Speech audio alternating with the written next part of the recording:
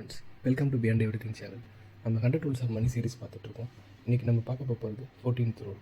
இன்றைக்கி நம்ம ஒரு பவர்ஃபுல்லான ரூல் பற்றி தான் பார்க்க போகிறோம்.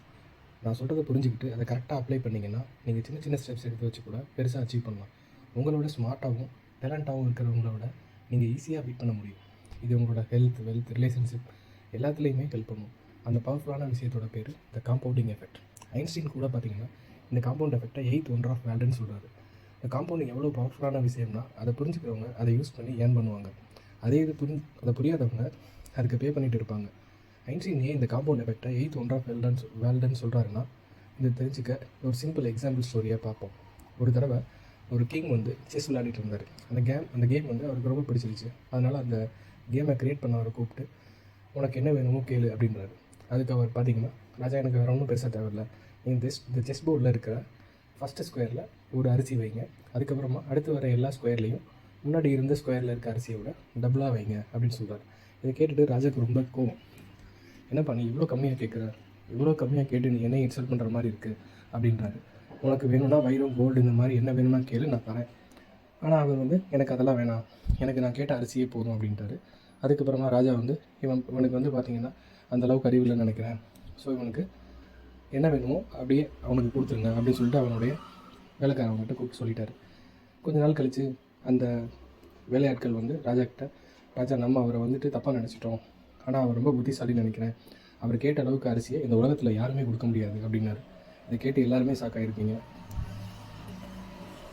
இது எப்படி நடக்கும் அப்படின்னு யோசிச்சிங்கன்னா வாங்க நான் உங்களுக்கு எக்ஸ்பிளைன் பண்ணுறேன். செஸ் போர்டில் மொத்தம் 64 ஸ்கொயர்ஸ் இருக்குது. முதல் ஸ்கொயரில் ஒரு அரிசி வைக்கிறீங்க. அப்புறம் வர எல்லா ஸ்கொயர்லேயும் முன்னாடி இருந்த ஸ்கொயரை விட டபுள் பண்ணணும். அப்போ ரெண்டாவது ஸ்கொயரில் 2 அரிசி, தேர்ட் ஸ்கொயரில் 4 அரிசி, ஃபோர்த்தில் 8 அரிசி, அப்புறம் 5th பாக்ஸில் 16 அரிசி.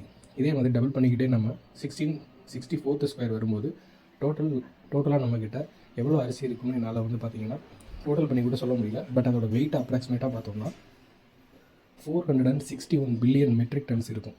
ஆச்சரியமாக இருக்கும். இன்றைக்கி அந்தளவுக்கு ரைஸோட வேல்யூ வந்து பார்த்திங்கன்னா 300 ட்ரில்லியன் US டாலரை விட அதிகமாக இருக்கும். அதாவது இந்த உலகத்தோட மொத்த வெல்த்தே அவ்வளோதான் இருக்கும். இப்போ நம்மளுக்கு புரிஞ்சிருக்கும், அந்த ஆள் வந்து வெறும் அரிசி தானே கேட்குறான், அப்படி முட்டாளாக இருப்போம்னு நாம் நினச்சோம். ஆனால் அந்த ஆள் ரொம்ப புத்திசாலி.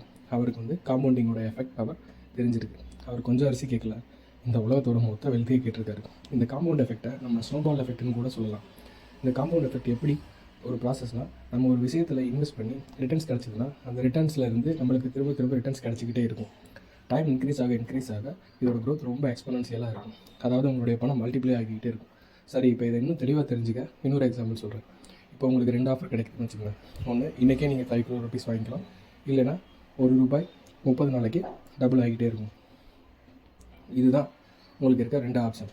நீங்கள் ஏற்கனவே அந்த ராஜா ஸ்டோரி கேட்டதுனால நீங்கள் வந்துட்டு பெர் டே வந்து ₹1 30 days வாங்கிக்கிறேன் ரூல்ஸ் ஆஃபர் தான் சூஸ் பண்ணுவீங்கன்னு தெரியும். இருந்தாலும் வந்துட்டு நான் எக்ஸ்பிளைன் பண்ணுறேன். நீங்கள் அந்த 5 crore rupees ஆப்ஷனை சூஸ் பண்ணிக்கிட்டீங்கன்னு வச்சுக்கோங்க. அப்புறம் உங்களுடைய ஃப்ரெண்டு வந்துட்டு ₹1 டபுள் ஆகிற ஆப்ஷன் சூஸ் பண்ணுறாரு அப்படின்னு வச்சுக்கோங்க. நம்ம ஃபஸ்ட் டேயில் பார்த்தோம்னா உங்கள்கிட்ட 5 crore rupees இருக்கும். ஆனால் உங்கள் ஃப்ரெண்டு கிட்ட ₹1 தான் இருக்கும்.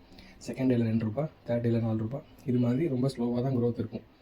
நம்மளுக்கு இந்த க்ரோத்தை பார்த்தா இது ஒன்றும் பெரிய க்ரோத் இல்லைன்னு தான் தோணும். ஆனால் உண்மையான மேஜிக் பார்த்திங்கன்னா 18th டேயில் தான் நடக்கும். அந்த ₹1 வந்து 18th டே அன்றைக்கி பார்க்கும்போது 1,31,072 rupees இருக்கும். இதுதான் வந்து பார்த்திங்கன்னா டிப்பிங் பாயிண்ட் அப்படின்னு சொல்லுவோம். இந்த டிப்பிங் பாயிண்ட்டுக்கு அப்புறமா படத்தோட க்ரோத் வந்து ரொம்ப எக்ஸ்போனன்ஷியலாக க்ரோத் ஆகிட்டே இருக்கும். அந்த 1.3 lakhs வந்து பார்த்திங்கன்னா அரௌண்ட் 54 crores அந்த 30 days எண்டில் ஆகிருக்கும். இதனால் உங்களுக்கு 49 crores லாஸ். அதாவது உங்கள் ஃப்ரெண்டுக்கு வெயிட் பண்ணதுனால 49 crores ப்ராஃபிட். இதுதான் பவர் ஆஃப் காம்பவுண்டிங். இந்த காம்பவுண்டிங்கிற விஷயம் வந்து ஸ்லோவாக கொஞ்சம் டைம் எடுத்துக்கிட்டு நல்லா ரிசல்ட்ஸ் வரும். நம்ம காம்பவுண்டிங்கோட கிராஃபை பார்த்தோம்னா லாஸ்ட் ஃபியூ இயர்ஸில் தான் ரொம்ப அதிகமான க்ரோத் இருக்கும். டிப்பிங் பாயிண்ட்டுக்கு அப்புறம் தான் க்ரோத் வந்து ஜாஸ்தியாக இருக்கும். வாரன் பஃபெட் இந்த உலகத்திலேயே 3rd richest மேன். அவர் 50 yearsக்கு அப்புறம் தான் 75% ஆஃப் அவரோட வெல்த்தை க்ரியேட் பண்ணதாக சொல்கிறாரு. இதுதான் காம்பவுண்டிங்கோட பவர். ஆனால் நார்மலாக எல்லா மனுஷங்களும் பார்த்திங்கன்னா பொறுமை இல்லாமல் அவங்க கொஞ்சம் நேரம் ட்ரை பண்ணிவிட்டு ரிசல்ட்ஸ் கிடைக்கலன்னா உடனே குவிட் பண்ணிடுவாங்க. நிறைய பேர் வந்து எக்ஸசைஸ் பண்ணணும்னு ஸ்டார்ட் பண்ணுவாங்க. மேக்ஸிமம் 1 வாரம் எக்ஸசைஸ் பண்ணுவாங்க. உங்களுக்கு 1 வாரத்தில் எந்த சேஞ்சும் உங்கள் பாடியில் தெரியாதனால இது வேஸ்ட் ஆஃப் டைம் நினச்சி எக்ஸசைஸ் பண்ணாமல் விட்டுருவாங்க. நம்மளை நிறைய பேர் பார்த்திங்கன்னா லைஃப் இம்ப்ரூவ் பண்ணணுன்ட்டு புக்ஸ் படிக்க ஸ்டார்ட் பண்ணுவோம். ஆனால் புக்ஸ் படிக்க ஸ்டார்ட் பண்ணதுக்கப்புறமா ஒரு காம்பவுண்ட் எஃபெக்ட் க்ரியேட் ஆகிறதுக்கு முன்னாடியே குவிட் பண்ணிடுவோம். அதாவது டிப்பிங் பாயிண்ட்டுக்கு முன்னாடியே ஸ்டாப் பண்ணிடுவோம். அதனால் அவங்களுக்கு எந்த பெருசாக ரிசல்ட்டும் தெரியாது. இந்த காம்பவுண்ட் எஃபெக்ட்டை பார்த்திங்கன்னா நம்ம லைஃப்பில் இருக்க எல்லா விஷயத்துலையுமே அப்ளை பண்ணலாம். நீங்கள் பெனிஃபிட் ஆகிறதுக்கு ரொம்ப சின்னதாக ஸ்டார்ட் பண்ணுங்கள். அப்புறம் கன்சிஸ்டண்ட்டாக ஃபாலோ பண்ணிகிட்டே இருங்க. கொஞ்சம் வருஷத்துக்கு அப்புறம் நீங்கள் போட்ட எஃபர்ட்ஸுக்கு ஒரு காம்பவுண்டிங் ரிசல்ட்ஸ் கிடைக்கும்.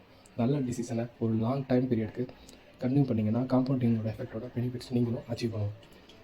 உங்களுக்கு இந்த வீடியோ பிடிச்சிருந்துச்சுன்னா லைக் பண்ணுங்கள், கமெண்ட் பண்ணுங்கள், உங்கள் ஃப்ரெண்ட்ஸ் அண்ட் ஃபேமிலிக்கு ஷேர் பண்ணுங்கள். பியாண்ட் எவ்ரிதிங் சேனலுக்கு சப்ஸ்கிரைப் பண்ணுங்கள். தேங்க்யூ ஃபார் வாட்சிங்.